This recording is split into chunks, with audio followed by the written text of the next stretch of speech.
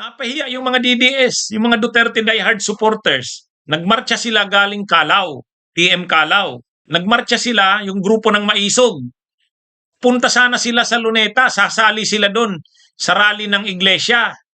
Oh, kaya lang, pagdating nila doon, hindi sila pina-join. Hindi sila pinayagan ng mga organizers, mga leaders ng Iglesia ni Cristo na makapasok doon sa Luneta. Hmm? Kumbaga hindi welcome yung mga DDS supporters. Masyado kasing assuming yung mga DDS eh. Masyadong nag-assume sila na parang kasamahan natin to, pare-pareho tayo nito.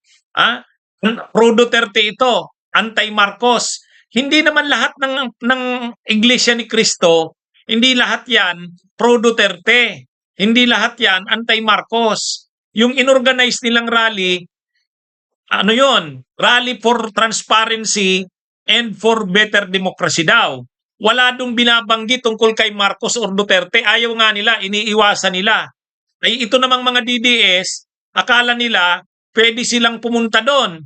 May dala-dali silang streamers, mga tarpaulins, mga placards. Pro Duterte ang placards nila, anti-Marcos. Hindi sila pinapasok. Ay di napahiya sila. ha? Napahiya sila. Siyempre kasi, ano yun eh, kumbaga, mga miyembro ng Iglesia ni Cristo yun. Kung sila Marcoleta, talagang hayagan yan na anti-Marcos, pro-Duterte, pero yung mga miyembro nila, mahirap naman sabihin na ang lahat ng miyembro ng Iglesia ay pro-Duterte, anti-Marcos. Kapag ginawa nila yan dun sa rally nila, magagalit yung mga miyembro. Kasi siyempre ang usapan, walang dadalhing pangalan kung pro Duterte o anti-Marcos. Basta prayer rally o rally for transparency. Yun yung ano nila. Ang akala ng mga DDS, akala ng mga Duterte supporters, kasamahan nila yung mga iglesia. Hindi eh. Siyempre nagka-camouflage. Siyempre ang mga iglesia ni Cristo, hindi naman nila kailangang lantarang manawagan ng Marcos resign. Ang daming negosyo ng Iglesia ni Cristo. Ang dami nilang transactions. Ang dami nilang ari-arian. Ang dami rin nilang mga nakapwesto na mga kasamahan nila, kapatid nilang iglesia. Ang dami nilang linagay na mga kapatid nila nasa mga posisyon sa gobyerno. Kapag lumaban na ang Iglesia ni Cristo sa administrasyon, ano rin yan?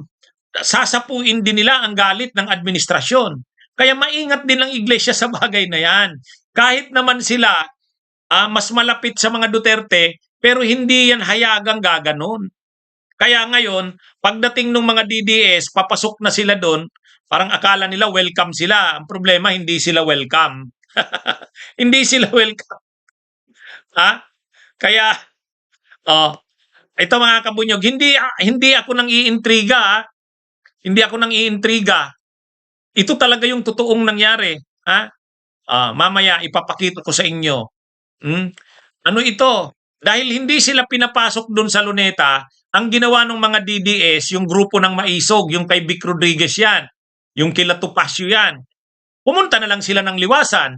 Kasi doon sa Liwasang Bonifacio, walang permit doon. Freedom Park yun eh. Kaya doon sila nagprograma. Napahiya sila. Ayan. Ito mga kabunyog, basahin natin yung mga balita ngayon tungkol dyan para ipakita ko sa inyo na hindi po gawa-gawa ko lang to. Hindi ko gawa-gawa lang to. Kumbaga, hindi ako nang iintriga. Totoo po yung sinasabi ko. Talagang ang laman ng mga balita ay ito. Ito. Ayan. Pro Duterte Group nagsariling protesta matapos hindi isali ng INC. Kakahiya namang title. Ano ba naman tong News 5? Ano ba naman tong News 5? Pro Duterte Group nagsarili ng protesta matapos hindi isali ng INC. Saklap.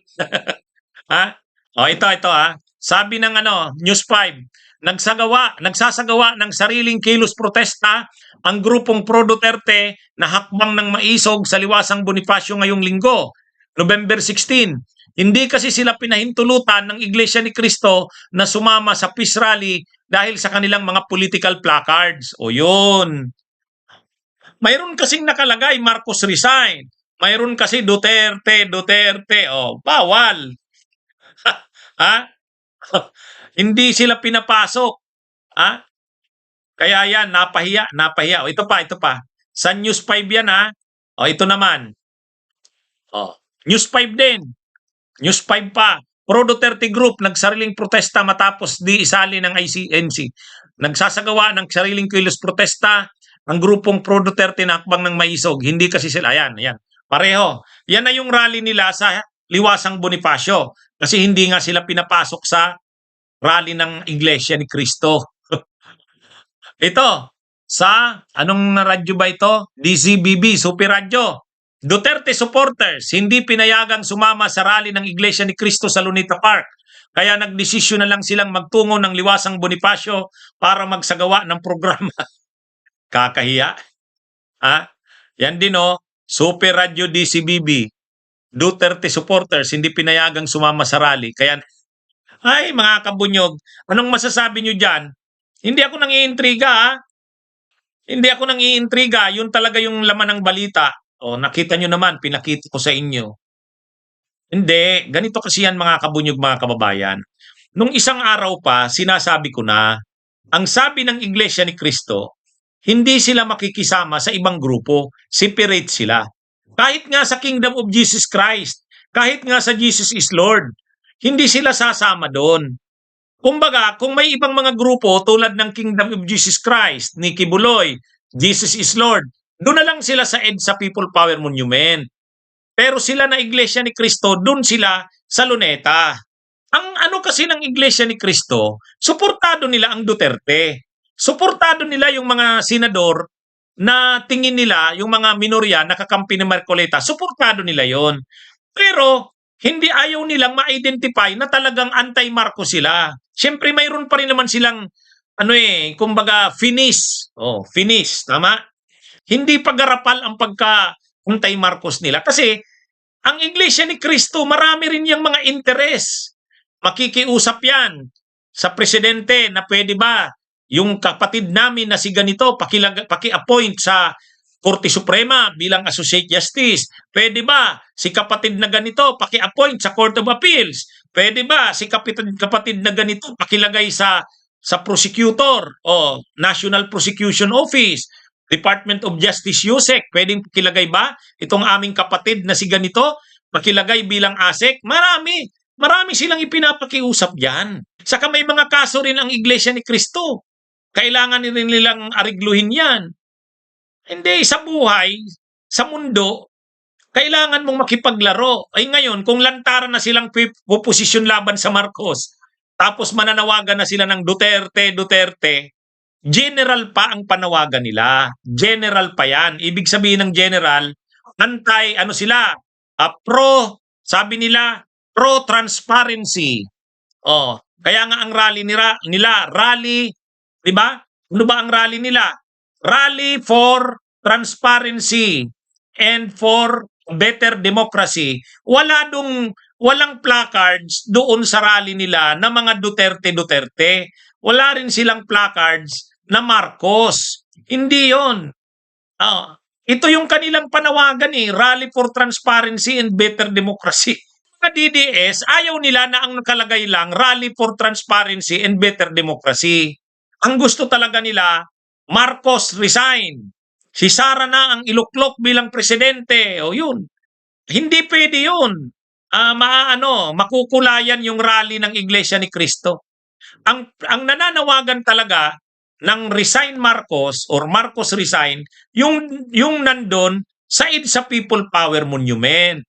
Yung mga grupo ng mga retired generals, nandun. Sila Greco Belhica, sila yung nananawagan doon. Yung nasa EDSA People Power Monument, yung rally doon, yun talaga yung lantaran na Marcos resign. Kaya nandun sila, Jimmy Bundok, sila Trixie Cruz Angeles, sila Eric Celes. Ang gustong mangyari kasi ng mga DDS, magsanib pwersa na sila sa iglesia. Napapahiya itong mga DDS. Noong September 21, ang nagrarally sa EDSA People Power Monument ay mga dilawan, mga kakampings, tapos simbahan. Yung trillion peso march. Dahil anti-corruption yon, ang akala nila Chavit Singson, nila Eric Celes, Philip Salvador, pwede silang mag-join doon. Pagpasok nila doon sa rally sa EDSA PPM noong September 21, binu sila, di ba? Boo! Oh, epal! Oh, hindi sila nakapasok. Ngayon na naman, sa Iglesia ni Cristo, akala nila, kakampi nila, pwede silang pumunta doon. Ang plano sala nila niyan, pag nandun na sila sa rally ng Iglesia ni Cristo, magsisigaw sila doon. Marcos, Marcos, Bangag, Sara Duterte. Oh. Kaya lang, alam na yan ng Iglesia ni Cristo na yun yung plano ng mga DDS. Pagdating nila doon, hindi sila pinapasok. Kaya kahit nga yung KOJC, Kingdom of Jesus Christ, saka Jesus is Lord, hindi rin pumayag ang Iglesia ni Cristo yata na mag-join sa kanila doon sa Luneta. Oh, kaya ang ginawa, yung Jesus is Lord, saka yung Kingdom of Jesus Christ ni Kibuloy, nandun, suportado nila yung EDSA PPM, yung inorganize ng mga retired generals, yung United People's Initiative. Ano kasi itong mga DDS, masyadong assuming hindi nila nababasa ang mga ang sitwasyon. Sila kasi walang sariling tao. Yung DDS, wala naman talaga silang malaking pwersa. Yung Maisog, maliit lang yan na grupo. Yung grupo nila Eric Celes, maliit din na grupo. Ngayon, kanya-kanya sila. Gusto ng Iglesia ni Cristo, sila rin. Kayo rin. Ay mali ang mga DDS. Akala nila, yung rally na yan ng Iglesia, para sa atin yan. Puntahan natin. Hindi sila pinapasok. Kampi sila kila Escudero. Kampi sila kila Joel Villanueva, kampi sila dyan, Marcoleta, Amy Marcos. Ayaw nila yung ginagawa ng administrasyon dito kila Escudero. Kaya lang, hindi naman nila yan gagawin na kakalabanin nila ang Marcos, sasabihin nila, Marcos resign? Hindi nila gagawin yan. Ang dami rin nilang interest na dapat protektahan din. Yung kasing rally sa EDSA PPM, talagang Marcos resign yun. Duterte. Kaya ang sabi ng Iglesia ni Cristo, bahala na kayo doon. Kayo nang manawagan yan, Marcos resign. Kami dito, lang kami, rally for transparency and for a better democracy. Yung pinaplano ng mga DDS na magiging mainit na ang sitwasyon, the end is near. Mukhang yung sinasabi nilang the end is near, walang mangyayari, hindi the end is near Di ba, mga kabunyog, mga kababayan? Kaya yan, napahiya. Napahiya yung magkakakampiyan. Totoo naman, yung mga Iglesia ni Cristo, kakampi rin yan ang itong mga Duterte. Kaya lang, ayaw nilang masyadong makulayan. Marami rin silang pinuprotektahang interest. Politika, negosyo. Ang problema dito, di pa paano na ngayon? Yung the end is near ng mga DDS. Kasi ang iniisip nila, magsasanib pwersa yung DDS at saka yung Iglesia ni Cristo. Abangan natin bukas o sa susunod na araw kung mayroong pagbabago. Pero ang nakita natin ngayon, ayaw ng Iglesia ni Cristo magsanib pwersa. Yan mga kabunyog. Ang gusto naman ng mga Duterte, yung mga DDS, yung mga retired generals, United People's Initiative, saka yung KOJC, ayon, ang gusto talaga nila, Marcos resign. Iluklok na si Sara, yun. Kaya ang kinalabasan nila, umatras yung mga DDS, yung Maisog, dahil hindi sila winelcome sa Iglesia ni Cristo, ito na, nagprograma na sila sa Liwasang Bonifacio. Doon nagtapos. Bunyog, halikan na kasama ka. Bunyog, kapag buklod ay may pag-asa. Luzon, Visayas, Mindanao, isa ang pananaw. Sa bagong Pilipinas ang bunyog isisigaw. Bunyog, bunyog.